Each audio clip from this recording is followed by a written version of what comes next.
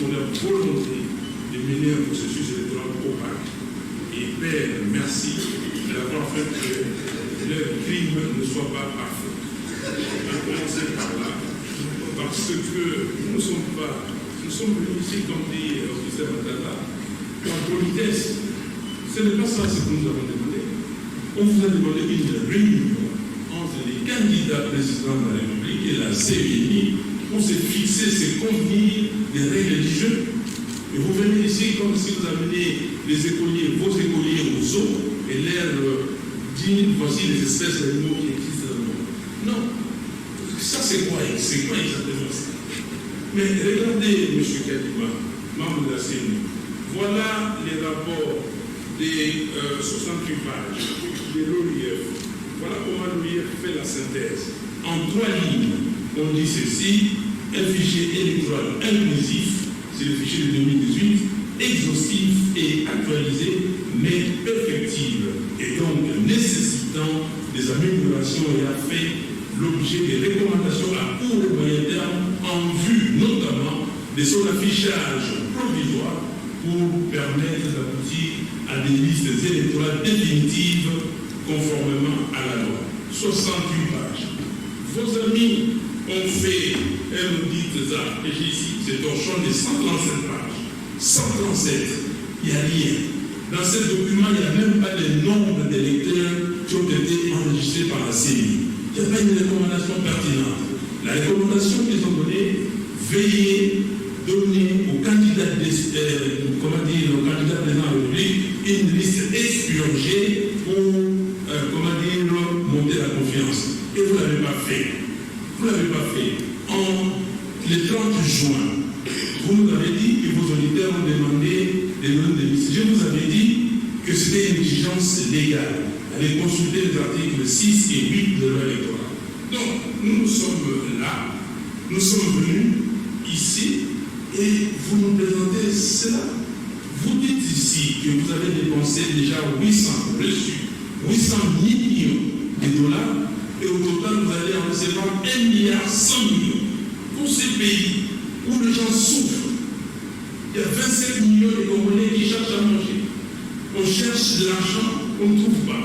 Vous dépensez de l'argent pour faire des atlas ici, je ne sais pas quel marché, qui a gagné ces marchés, et venir ici nous présenter ces documents.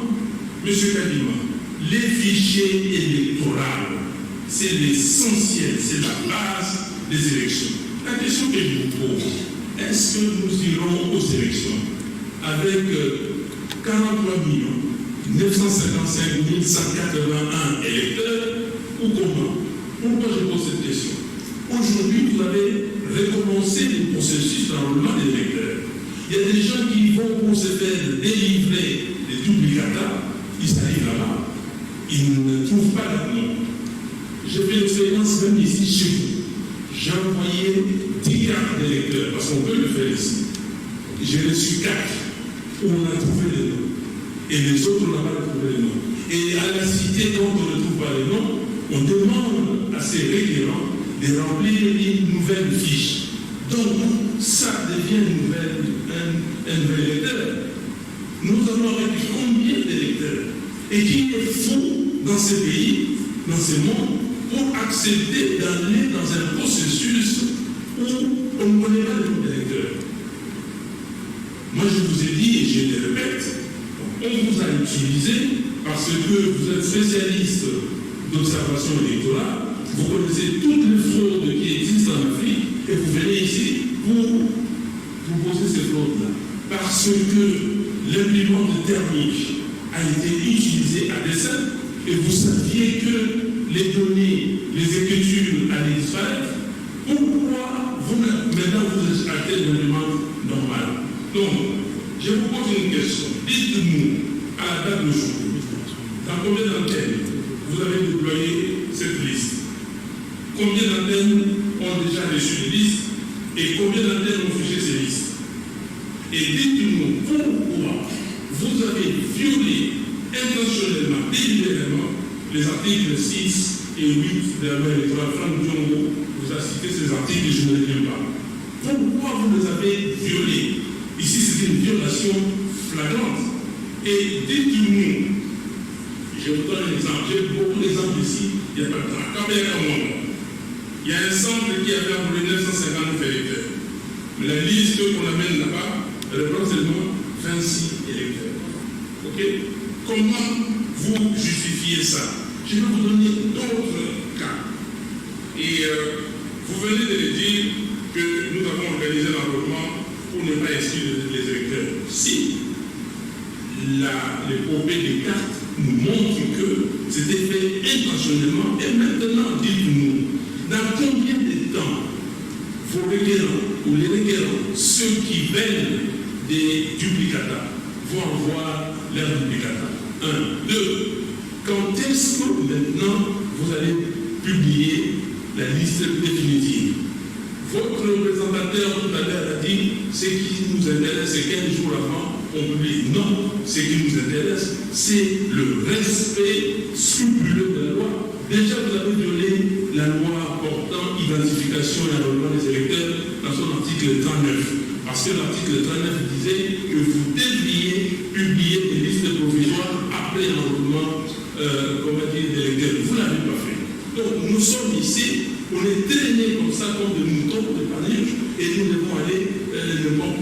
Donc, ce que nous voulons, M. Kadima, vous ne pouvez pas vous tirer en bon compte comme ça avec l'argent de l'État. Vous ne pouvez pas. 1,1 milliard, c'est énorme. Nous voulons, ici, ces listes-là doivent être auditées. Nous voulons que vous nous présentiez, s'il vous plaît, les fichiers électoraux. Le fichier ne peut pas être corrompu. C'est l'élément essentiel du vote. On va les voter comment? La CENI a tenté de tricher et nous l'avons arrêté et nous devons l'arrêter dans sa tricherie. Donc la CENI enfreint, viole à chaque fois. Et aujourd'hui, la CENI est capable de dire où est le fichier électoral. Combien d'électeurs il y a dans ces fichiers électoraux? La CENI a déjà dépensé 800 millions de dollars. Elle va dépenser au total 1,1 milliard de dollars. L'argent des contribuables congolais. Mais elle est opaque. Nous ne pouvons pas accepter que monsieur de la CENI organise sa fraude et nous l'accompagnons. Nous l'avons dit, nous avons dit à la CENI, nous devons voir clair, il faut qu'on sache exactement qui va voter et qui ne va pas voter. Nous devons avoir la vérité parce que ce que nous cherchons, c'est la vérité des journaux. Ce n'est pas autre chose. Monsieur Kadima vient ici faire comme si de rien n'était et comme si tout était normal. Il veut montrer à la communauté internationale et qu'il fait du travail, du bon travail. Non, il fait le travail pour un candidat, M. Félix Tshisekedi, et nous ne pouvons pas accepter. Donc on l'a embauché par ses qualités d'observateur électoral.